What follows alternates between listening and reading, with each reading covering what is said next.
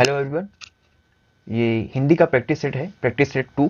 और इसमें हम 60 क्वेश्चन करने वाले हैं, जो कि आयोग द्वारा पहले क्वेश्चन जो है, ये क्वेश्चन जो लिए गए हैं ये पहले आयोग द्वारा पूछे जा चुके हैं। तो ये सेशन आपके लिए बहुत इंपॉर्टेंट होने वाला है। तो चलिए इस सेशन की शुरुआत करते हैं। पहला क्वेश्चन कह रहा है कि निम्नलिखित में से विलोम शब्दों की दृष्टि से यह एक युग्म क्या है, एक युग्म गलत है। तो गलत बताना है, बाकी सब क्या होंगे, बाकी सब सही होंगे। तो मौन का मुखर होता है, बिल्कुल सही है। शानदार का शर्मनाक होता है, बिल्कुल सही है। बर्बर का सभ्य होता है, बिल्कुल सही है। अनुचर का परिचर होता है, यही गलत है। यानी कि इसका सही आंसर क्या हो जाएगा, इसका सही आंसर यही हो जाएगा। अनुचर का क्या होता है, अनुचर का सही आंसर होता है स्वामी। ठीक, चलिए चलिए नेक्स्ट क्वेश्चन पे चलते हैं। नेक्स्ट क्वेश्चन कह रहा है कि क्षणिक का सही विलोम शब्द क्या होगा। क्षणिक का मतलब क्या होता है, क्षणिक का मतलब होता है कि बहुत कम समय के लिए, बहुत हल्का, बहुत कम समय के लिए जो होता है। और शाश्वत क्या होता है, शाश्वत होता है जो कि अडिग रहे, यानी कि टिकाऊ रहे। तो उसका क्षणिक का विलोम क्या हो जाएगा, क्षणिक का विलोम हो जाएगा शाश्वत। ठीक, तो इसी तरह अगर इसकी बात करें कि जो आपके ऑप्शन दे रखे हैं, तो ऑप्शन में दे रखा है आपका अल्प। तो अल्प का क्या हो जाता है, अल्प का आपका जो होगा ये आपका अति हो जाएगा। और क्षर का क्या हो जाएगा, क्षर का अक्षर हो जाएगा। और विमुख का क्या हो जाएगा, विमुख का सम्मुख हो जाएगा। चलिए नेक्स्ट क्वेश्चन चलते हैं। कह रहा है कि निषिद्ध का सर्वथा उपयुक्त विपरीतार्थक शब्द क्या है। तो निषिद्ध का विपरीतार्थक शब्द आपको बताना है। तो इसका राइट आंसर क्या हो जाएगा, इसका राइट आंसर निश्चित, निश्चित तो नहीं होता। विहित हो सकता है, उचित, उचित भी नहीं होगा, निर्मित, निर्मित भी नहीं होता। यानी कि निषिद्ध का जो है विलोम आपको बताना है। तो ये क्या हो जाएगा, ये आपका विहित हो जाएगा। यानी कि सेकंड आंसर जो होगा वो आपका राइट आंसर हो जाएगा। निश्चित का क्या होता है, निश्चित का आप सभी को पता है कि अनिश्चित होता है। ठीक, अनिश्चित होता है। उचित का अनुचित होता है। निर्मित का अनिर्मित होता है। अगले क्वेश्चन पे चलते हैं कि सौम्य का सौम्य शब्द का विलोम बताना है। सौम्य शब्द का सौभाग्य, सौभाग्य नहीं। उग्र, उग्र होता है। शत्रु, शत्रु भी नहीं होगा। दुराशय भी नहीं होगा। यानी कि सौम्य का सही विलोम क्या हो जाएगा, उग्र हो जाएगा। ठीक, चलिए नेक्स्ट क्वेश्चन पे चलते हैं। कह रहा है कि यथेष्ट शब्द का विलोम क्या होता है। यथेष्ट शब्द का विलोम आपको बताना है। तो यथेष्ट शब्द का विलोम क्या हो जाएगा, पर्याप्त हो जाएगा, पूर्ण हो जाएगा, कम हो जाएगा, इच्छित हो जाएगा। तो इसका राइट आंसर क्या हो जाएगा, यथेष्ट का विलोम शब्द जो हो जाएगा वो कम हो जाएगा। राइट आंसर जो होगा वो कम हो जाएगा। पर्याप्त का क्या होता है, पर्याप्त का अपर्याप्त होता है। पूर्ण का क्या होता है, पूर्ण का अपूर्ण होता है। और इच्छित का क्या होता है, इच्छित का अनिश्चित होता है। अनिश्चित, या फिर आप इसको अनचाहा भी कह सकते हो। ठीक, चलिए नेक्स्ट क्वेश्चन पे चलते हैं। निम्नलिखित में से असंगत यानी कि गलत जो है विलोम शब्द को बताना है। तो इसमें से कौन सा ऐसा है जो कि गलत दे रखा है वो आपको बताना है। तो घात का प्रतिघात, घात का प्रतिघात होता है, बिल्कुल सही है। प्रसारण का संकुचन, संकुचन भी प्रसारण का संकुचन भी होता है, बिल्कुल सही है। क्यों, प्रसारण का मतलब कि प्रसार करना, और संकुचन मतलब कि किसी भी चीज को संकुचित कर देना। शाश्वत क्या होता है, शाश्वत जो होता है हमेशा रहने वाला। और सदैव, सदैव भी हमेशा रहने वाला। यानी कि ये दोनों विपरीतार्थक शब्द नहीं है। ये शाश्वत और सदैव, ये दोनों विपरीतार्थक नहीं बल्कि समान अर्थ दे रहे हैं। तो यही आपका क्या हो जाएगा, यही आपका गलत हो जाएगा। और यानी कि आंसर देखा जाए तो आंसर में गलत पूछ रहा है, तो यही आपका आंसर सही हो जाएगा। और खगमृग भी आपका विलोम सही दे रखा है। तो यानी कि इसका आंसर क्या हो जाएगा, थर्ड आंसर सही हो जाएगा। सेवन क्वेश्चन क्या कह रहा है कि निषिद्ध के लिए सही विलोम शब्द बताना है। तो निषिद्ध का सही विलोम शब्द क्या हो जाएगा, सिद्ध हो जाएगा, अनिषिद्ध हो जाएगा, विहित हो जाएगा, या फिर घृणित हो जाएगा। तो इसका राइट आंसर मैं आपको पहले भी बता चुका हूं, क्योंकि ये सेम क्वेश्चन पहले अभी तो सेकंड या थर्ड नंबर पे था। तो इसका राइट आंसर क्या हो जाएगा, इसका राइट आंसर हो जाएगा विहित। ठीक, यानी कि थर्ड जो है आपका आंसर राइट हो जाएगा। अगला क्वेश्चन कह रहा है कि ऋजुता का सही विलोम क्या होगा। ऋजुता का सही विलोम टेढ़ापन, वक्रता और बाकापन, या फिर तिरछापन। तो इसका राइट आंसर क्या हो जाएगा, इसका राइट आंसर हो जाएगा वक्रता। वक्रता, ऋजु का विलोम जो होता है वो वक्र होता है, और ऋजुता का विलोम वक्रता होता है। यानी कि ऑप्शन बी, यानी कि सेकेंड आंसर जो होगा आपका राइट हो जाएगा। पाश्चात्य शब्द का विलोम क्या होगा, पाश्चात्य, परिष्कृत, पारदर्शी, पौरसत्य, या फिर पुलस्त। तो इसका राइट आंसर जो होगा वो क्या हो जाएगा, वो पौरसत्य हो जाएगा। थर्ड आंसर जो होगा, यानी कि पाश्चात्य का जो विलोम होगा वो पौरसत्य हो जाएगा। ओके, अगला क्वेश्चन कह रहा है कि निम्नलिखित विकल्पों में से दो शब्दों का जोड़ा प्रथम द्वितीय, यानी कि जो ऑप्शन दे रखे हैं ये पहला प्रथम दे रखा है और ये द्वितीय दे रखा है, वह जोड़ा ज्ञात करें जिसमें से द्वितीय शब्द का अर्थ प्रथम शब्द के विपरीत हो। यानी कि ऐसा कोई शब्द बताना है जो कि एक दूसरे के विलोम विलोम अर्थ प्रकट कर रहे हो, या फिर कह सकते हैं कि विपरीतार्थक हो। तो ऐसा आपको आंसर देना है। तो इसका राइट आंसर क्या हो जाएगा, इसमें पहला दे रखा है अधम का उत्तम, अगला दे रखा है सत्व का सार, फिर थर्ड दे रखा है स्वत्व का अधिकार, या चौथा दे रखा है छठा का शोभा। तो इसका राइट आंसर क्या हो जाएगा? इसका राइट आंसर हो जाएगा अधम का उत्तम। अधम का उत्तम विलोम होता है और यही आपको बताना है कि किसमें से विलोम अर्थ प्रकट हो रहा है। तो यही आपका राइट आंसर हो जाएगा। ठीक, चलिए आगे की तरफ चलते हैं, अगले क्वेश्चन की तरफ चलते हैं। तो अगला क्वेश्चन क्या कह रहा है? अगला क्वेश्चन कह रहा है कि परिवा का तत्सम आपको बताना है। परिवा का तत्सम क्या होता है ये आपको बताना है। परवा, परेवा, प्रतिपदा या फिर परिवा। यानी कि इसमें से परिवा क्या है? परिवा एक तद्भव शब्द है, एक तद्भव शब्द है। ठीक, अच्छा तद्भव और तत्सम आपको पता होगा कि तद्भव और तत्सम क्या होते हैं।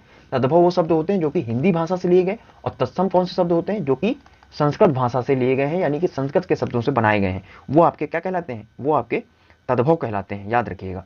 ठीक, तो इसका क्या है? परिवा का क्या हो जाएगा? तत्सम। परिवा का तत्सम हो जाएगा प्रतिपदा।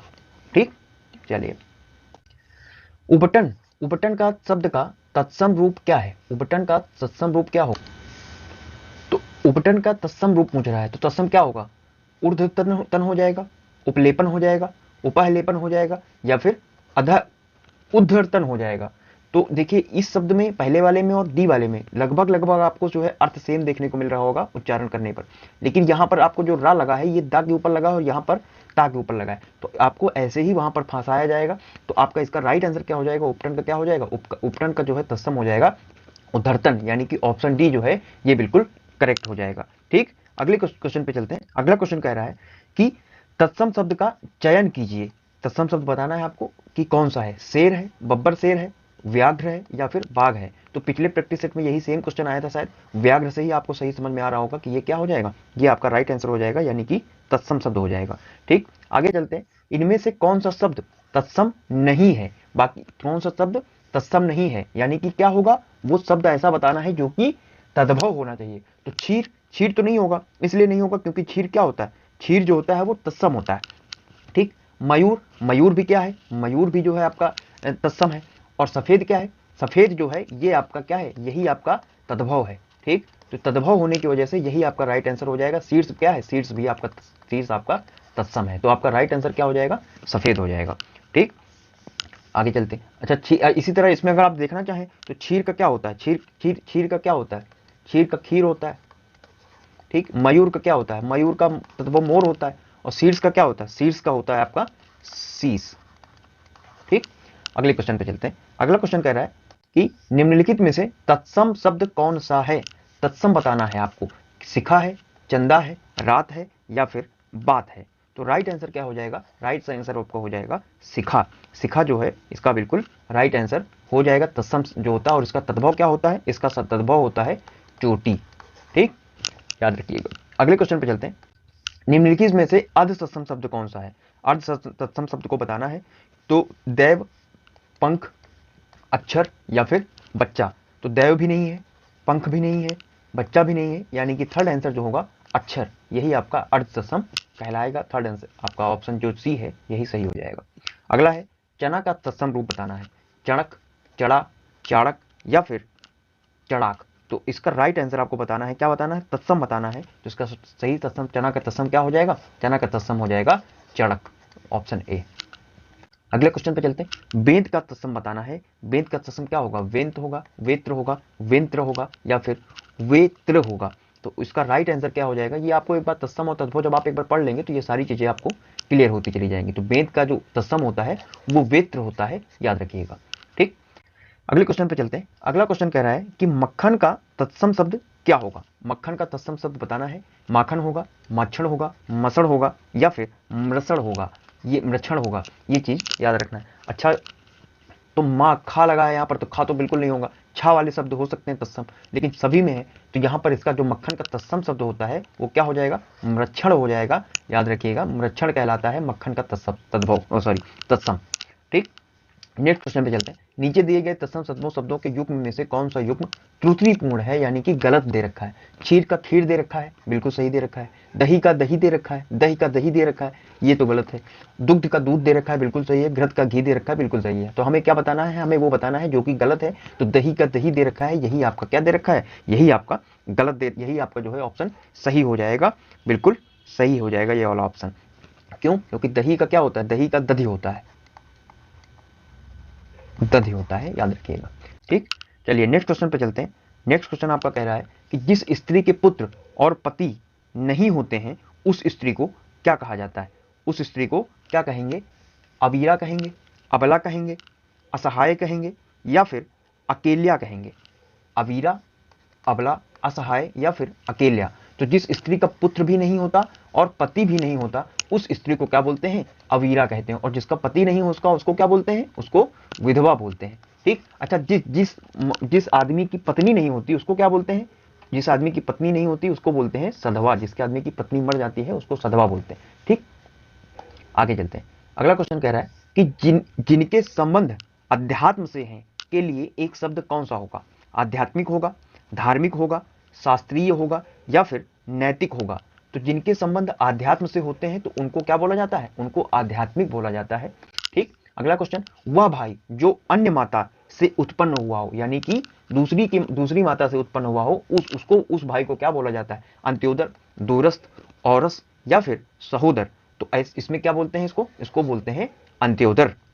ठीक, अंत्योदर बोला जाता है। और एक ही जो सहोदर क्या होता है? जो एक ही माता से जो उत्पन्न होते हैं उनको क्या बोलते हैं? उनको सहोदर बोला जाता है। ठीक, और जो दूरस्थ क्या बोलते हैं? दूरस्थ क्या होते हैं? दूर रहने वाले जो लोग होते हैं उनको दूरस्थ बोलते हैं। ठीक, अगला क्वेश्चन चलते हैं। लिखित वाक्य के लिए एक शब्द है पर्वत की तलहटी। पर्वत की तलहटी इसको क्या बोलते हैं? पर्वत की तलहटी के लिए एक वाक्यांश का शब्द क्या होगा? द्रोण होगा, बेसिन होगा, घाटी होगा या फिर अपत्यक्या होगा? तो इसके लिए राइट आंसर क्या हो जाएगा? अपत्यक्या जो होगा इसी को बोलते हैं पर्वत की तलहटी, याद रखिएगा। ठीक, अगला क्वेश्चन चलते हैं। जो पृथ्वी से संबंध है वाक्यांश के लिए एक शब्द बताना है। तो क्या होगा? प्रथा होगा, लौकिक होगा, भौगोलिक होगा या फिर पार्थिव होगा? पार्थिव। तो पृथ्वी से संबंधित की बात कर रहा है तो पृथ्वी से जो संबंधित होता है उसको क्या बोलते हैं? उसको पार्थिव बोला जाता है। ठीक, चलिए अगला क्वेश्चन, नेक्स्ट क्वेश्चन है जो अपने पद से हटाया गया हो के लिए एक उपयुक्त शब्द बताना है। जो किससे? जो अपने पद से हटाया जा चुका हो उसके लिए क्या बोलेंगे? पदभ्रष्ट बोलेंगे, पदानवत बोलेंगे या फिर पदानुगत बोलेंगे या फिर पदच्युत बोलेंगे? तो पदच्युत यही आपका क्या हो जाएगा? राइट आंसर हो जाएगा डी, पदच्युत। ठीक, चलिए जो छीण ना हो सके के लिए, यानी कि जिसको मिटाया नहीं जा सकता के लिए क्या शब्द होगा? अमिट होगा, अपार होगा या फिर अक्षय होगा या फिर अनंत होगा? अनंत होगा। तो जिसको हटाया नहीं जा सकता, मिटाया नहीं जा सकता उसको क्या बोलेंगे? उसको अक्षय बोलते हैं। क्षीण नहीं किया जा सकता उसको अक्षय बोला जाता है। और जिसको मिटाया नहीं जा सकता उसको अमिट बोलते हैं। जिस पुरुष की पत्नी साथ नहीं है, यानी कि ऐसा पुरुष जिसकी पत्नी साथ में नहीं है उसको क्या बोलते हैं? उसको अपत्निक बोलते हैं, वियोगी बोलते हैं, विधुर बोलते हैं या फिर विपत्निक बोलते हैं? तो उसको क्या बोलते हैं? जिसकी पत्नी साथ में नहीं होती उसको बोलते हैं विपत्निक। ठीक, चलिए दिशाएं ही जिनका वस्त्र है, उसे क्या कहा जाता है? विश्वंभर कहा जाता है, दिक्पाल कहा जाता है, दिगंबर कहा जाता है या फिर पैगंबर कहा जाता है? तो दिशाएं जिनका वस्त्र होते हैं उनको बोला जाता है दिगंबर। नेक्स्ट क्वेश्चन, जो दूसरों का दोष ढूंढता रहे, जो दूसरों में दोष ढूंढता रहे तो उसको क्या बोलते हैं? छिद्रान्वेषी, आलोचक या फिर छिद्रांदोषी या फिर दूरदर्शी? तो जो दूसरों में हमेशा दोष ढूंढता रहता है उस इंसान को बोलते हैं कि ये बहुत ही छिद्रान्वेषी इंसान है। ठीक, अगला क्वेश्चन, अलंकेश जो है, अलंकेश के पर्यायवाची आपको क्या करने हैं? बताने हैं। अलंकेश का पर्यायवाची क्या है? किसका अलंकेश पर्यायवाची शब्द किसका है? बादल का है या फिर कल्पवृक्ष का है या फिर कुबेर का है या फिर चपला का है? तो इसका अलंकेश जो होता है वो किसका पर्यायवाची होता है? वो कुबेर का पर्यायवाची होता है। ठीक, अगला क्वेश्चन, केतु का पर्यायवाची आपको बताना है। केतु का पर्यायवाची क्या होगा? राहु, नाग, अंशुक या फिर ध्वज? तो इसका राइट आंसर क्या हो जाएगा? केतु का पर्यायवाची क्या होता है? ध्वज होता है। ठीक, चलिए अगला क्वेश्चन, खेचर का पर्यायवाची आपको बताना है। खेचर का पर्यायवाची क्या होता है? आकाश में चलने वाला, पक्षी या फिर ग्रह या फिर ये सभी? तो जो खेचर होते हैं जो आकाश में ऊपर रहते हैं उन सबको बोला जाता है। तो आकाश में चलने वाला भी हो जाएगा, पक्षी भी हो जाएगा और ग्रह भी ऊपर ही होते हैं। तो यानी कि इसका आंसर क्या हो जाएगा? ये सभी इसका जो है राइट आंसर हो जाएगा। चलिए नेक्स्ट क्वेश्चन पे चलते हैं कि निम्नलिखित में से कौन सा किरण का पर्यायवाची है? किरण का पर्यायवाची आपको बताना है। क्या हो जाएगा? मरीचि हो जाएगा, रश्मि हो जाएगा, पुष्कर हो जाएगा या फिर दीप्ति हो जाएगा? तो इसका राइट आंसर क्या हो जाएगा? इसका राइट आंसर आपका हो जाएगा पुष्कर, यानी कि किरण का पर्यायवाची शब्द क्या है, नहीं पूछ रहा है यहाँ पर, तो इसका पर्यायवाची जो होगा ये नहीं जो होगा वो पुष्कर हो जाएगा। उपानय शब्द किसका पर्यायवाची है, उपानय शब्द किसका पर्यायवाची है, ये जो है पूछ रहा है आपसे, किसका, जूते का, जोर का, जादू का या फिर ज्येष्ठ का। तो उपानय जो है किसका पर्यायवाची है, उपानय जो है वो जूता का पर्यायवाची होता है। ठीक, शशक का पर्यायवाची आपको बताना है, शशक का पर्यायवाची शब्द क्या होगा, शशक का पर्यायवाची चंद्रमा होगा, शिशु होगा या फिर खरगोश होगा या फिर मृग होगा। तो इसका राइट आंसर क्या हो जाएगा, शशक किसको बोलते हैं, शशक बोलते हैं खरगोश को, तो खरगोश इसका जो है राइट आंसर हो जाएगा। ठीक, चलिए आगे चलते हैं। आगे कह रहा है कि पुलोमा का पर्यायवाची आपको बताना है, पर्यायवाची शब्द सची हो जाएगा, उमा हो जाएगा, कंज हो जाएगा, पंजसर हो जाएगा। तो पुलोमा का पर्यायवाची जो होता है वो आपका क्या हो जाएगा, वो सची हो जाएगा, यही राइट आंसर है। कामदेव का पर्यायवाची शब्द कौन सा होगा, सरोज होगा, उरोज होगा, मनोज होगा या फिर पाथोज होगा। तो इसका राइट आंसर क्या हो जाएगा, इसका राइट आंसर हो जाएगा मनोज। ठीक, चलिए नालिनी, कैरव, चंद्रप्रिया किसके पर्यायवाची शब्द हैं, कौन कौन से, नालिनी है, कैरव है और चंद्रप्रिया है, ये किसके पर्यायवाची पूछ रहा है, कौमुदी के हैं, सौदामिनी के हैं, कुमुदिनी के हैं या फिर कुमुद कला के हैं। तो ये किसके हो जाएंगे, ये कुमुदिनी के पर्यायवाची हो जाएंगे।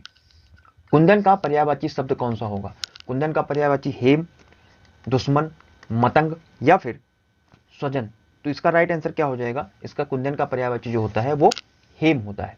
ठीक, दिए गए विकल्पों में से शुद्ध शब्द का क्या करना है, शुद्ध शब्द का चयन करना है। ठीक, मूल्यवान, क्लिष्ट और अगला क्या है, शुद्ध शब्द। आपको इसमें एक चीज याद रखिएगा, क्वेश्चन बहुत ध्यान से पढ़ लीजिएगा, क्योंकि कभी कभी क्या होता है कि क्वेश्चन में जो है गड़बड़ी हो जाती है पढ़ने में, उसकी वजह से क्वेश्चन जो है गलत हो जाता है। तो कह रहा है कि शुद्ध शब्द का चयन करना है, क्या होगा, मूल्यवान, क्लिष्ट या फिर ब्रह्म या फिर पृथक। तो इसमें से आपका राइट आंसर क्या हो जाएगा, इसमें से आपका जो राइट आंसर हो जाएगा वो हो जाएगा मूल्यवान, ये आपका बिल्कुल सही जो है शब्द हो जाएगा।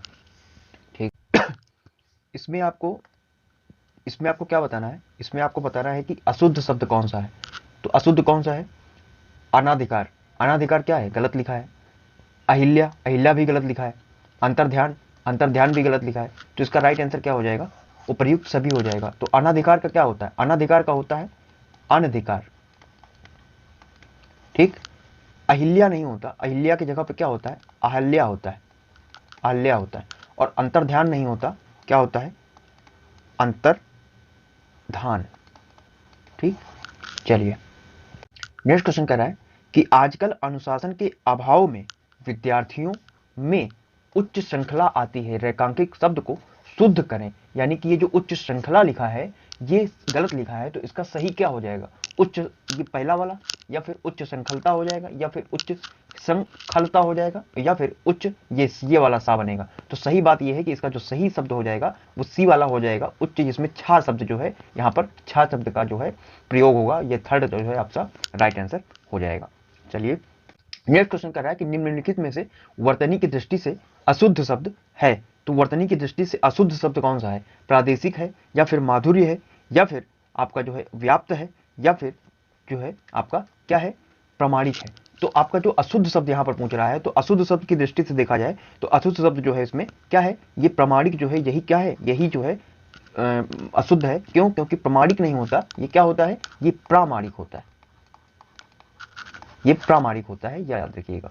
नेक्स्ट क्वेश्चन कह रहा है कि शुद्ध वर्तनी वाले शब्द का चयन कीजिए।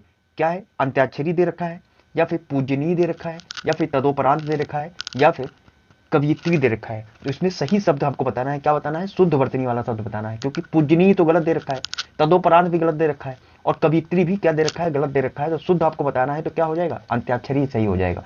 क्यों, क्योंकि पूजनीय क्या होता है, पूजनीय नहीं होता, पूजनीय होता है। ठीक, तदोपरांत नहीं होता, तद उपरांत होता है, तदुपरांत नहीं होता, ये आपका क्या होता है, ये आपका तदुपरांत होता है। ठीक, और कवियत्री नहीं होता, कवियत्री होता है, कवित्री होता है।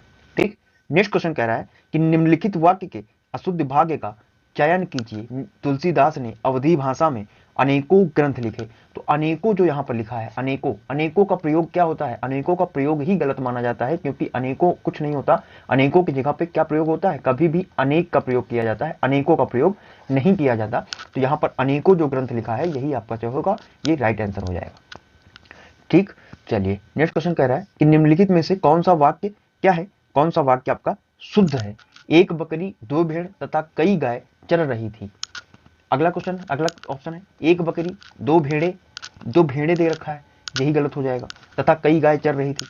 एक बकरी, दो भेड़े तथा कई गाय चर रही थी, और अगला है एक बकरी, दो भेड़े तथा कई गाय चर रही थी।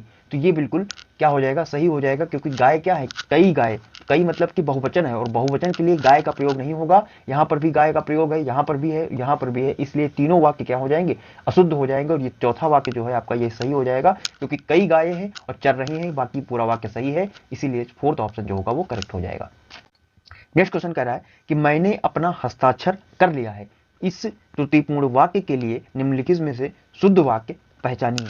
क्या होगा इसका सही वाक्य? क्या होगा? मैंने अपना हस्ताक्षर कर दिया, ये जो है गलत दिया है, तो इसका शुद्ध वाक्य क्या हो सकता है? मैंने हस्ताक्षर कर लिया, मैंने अपने हस्ताक्षर कर लिए, मैंने अपना हस्ताक्षर कर दिए, या फिर मैंने हस्ताक्षर कर दिए। तो सही जो होगा वो हो जाएगा मैंने हस्ताक्षर कर दिए। कर दिया यहाँ पर प्रयोग किया गया है, ये गलत हो जाएगा। मैंने अपने हस्ताक्षर कर दिए, ये भी गलत है।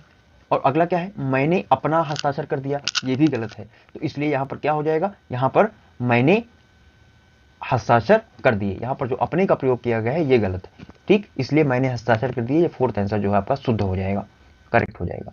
49 क्वेश्चन कह रहा है कि उचित एवं शुद्ध वाक्य का बताना है, शुद्ध वाक्य पहचानिए। लड़कियां सेब खा रही हैं, यहीं से आपको जो है गलत पता चल रहा है। लड़कियों सेब खा रही हैं, ये भी आपको पता चल रहा है कि गलत है। लड़कियां सेब खा रही हैं, हो सकता है लड़की सेब खा रही है, लड़कियां सेब खा रही है। यहाँ पर क्या प्रयोग किया गया है? यहाँ पर प्रयोग किया गया है सेब खा रही है, लड़की सेब खा रही है।